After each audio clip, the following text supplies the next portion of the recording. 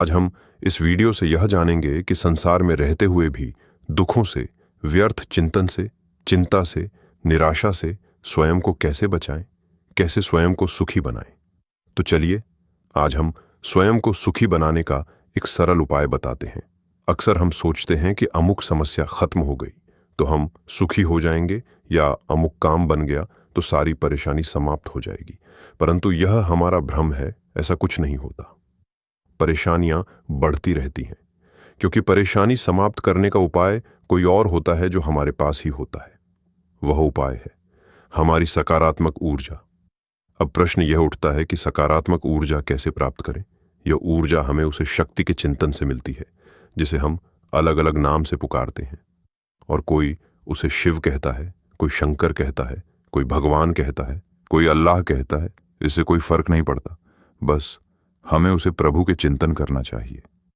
अब अक्सर लोगों की दूसरी समस्या यह होती है कि उनके पास समय नहीं होता। चलिए, कोई बात नहीं, इसका भी समाधान है। आप व्यायाम कर रहे हैं, ऑफिस में जा रहे हैं, नहा रहे हैं, रसोई में खाना बना रहे हैं, बिस्तर पर थोड़ी देर के लिए आराम कर रहे हैं, बस में बैठे हुए हैं, कार में बैठे हुए हैं। इस समय का उपयोग उसे शक्ति के चिंतन में लगाइए, उसका नाम जपिए, उससे बातें कीजिए। जिस प्रकार एक छोटा बच्चा अपनी माँ के सामने अपनी सारी बातों को दिल खोलकर बता देता है और सोचता है कि यह मेरी सारी समस्याओं का समाधान मेरी माँ कर देगी, बिल्कुल ठीक इस तरह उस शक्ति से अपने दिन भर की समस्याओं के बारे में बातें कीजिए, उससे शिकायत कीजिए, इन समस्याओं के समाधान की ताकत मांगिए। फिर चमत्कार देखिए, एक माँ की तरह वह आपकी पुकार कैसे सुनता है, कैसे आपके मन को शांत करता है। धीरे धीरे आपके मन की स्थिति बदलनी शुरू हो जाएगी। आप शांति के सागर में डूबना शुरू हो जाओगे, पर बीच बीच में आपका मन भटक भी सकता है। पर घबराइए मत, कोई बात नहीं। गीता में भी श्री कृष्ण ने अर्जुन से कहा था कि हे अर्जुन, यह मन बहुत चंचल है, इसको रोकना हवा की तरह मुश्किल है, पर इसको अभ्यास से कंट्रोल में लाया जा सकता है। इस तरह आप भी अपने मन को कंट्रोल में करके फिर उसे ईश्वर के चिंतन में अपने मन को लगाइए। धीरे धीरे इसे अपनी आदत बना लीजिए।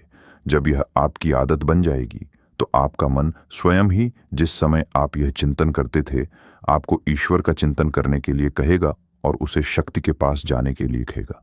धीरे धीरे आपको एहसास होगा कि आप उस परम शक्ति के अंश हैं। उसका हाथ आपके सिर पर है, उसके रहते हुए आपका कोई कुछ नहीं बिगाड़ सकता। आपको किसी चिंता की जरूरत नहीं है, वह स्वयं सब कुछ देख लेगा। आप निश्चिंत हो जाएंगे और सकारात्मक ऊर्जा के केंद्र बन जाएंगे।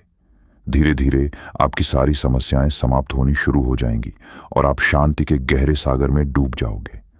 आपके अंदर एक अद्भुत शक्ति का वास हो जाएगा और आपका मन बहुत ताकतवर बन जाएगा। यही एकमात्र उपाय दुखों से छूटने का उपाय है। निराशा आपको छू नहीं पाएंगी और आपका जीवन सफल हो जाएगा।